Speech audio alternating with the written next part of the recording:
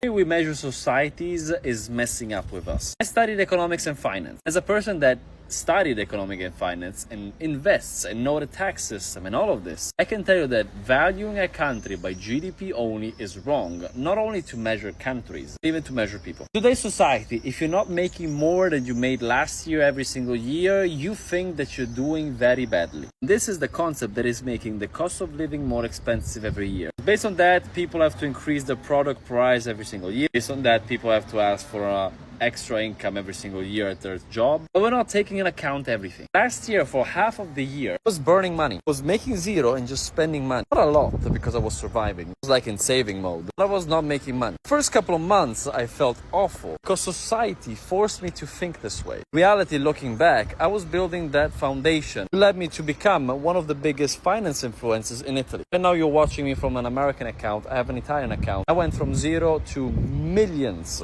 of views and followers in just a year. And of course, after 6 months, I started monetizing them. For the first 8 months, I was making zero. But I learned the concept of resilience, started focusing on my health, whether it was mental or physical, started focusing on the right friendships, nurturing a relationship and everything. Then, of course, led me to the financial consequences. Looking back, because of everything else, my finances went better. While until then, my only, let's say, way to measure my life was only the finances. It's not that I made $1 million this year. I made a good chunk, but not these huge influencer money that you think of. I believe that until we as a society measure only GDP as the only way to measure the growth of a society, in the long term it will lead to our failure. America is the richest country in the world. Can you explain why you have one of the worst longevities across all the modern countries? Super high divorce rates, super high rates of single parents, among the highest rates of mental illness. Yeah, at that point, if you're sick, you can be as rich as you want, but your wealth is the last thing you think of. I'm in Italy right now. People here live with $1,500 a month. Yes, we have issues. Yes, we have financial issues. But we have that. People just hanging out, not being lonely as it happens in the United States.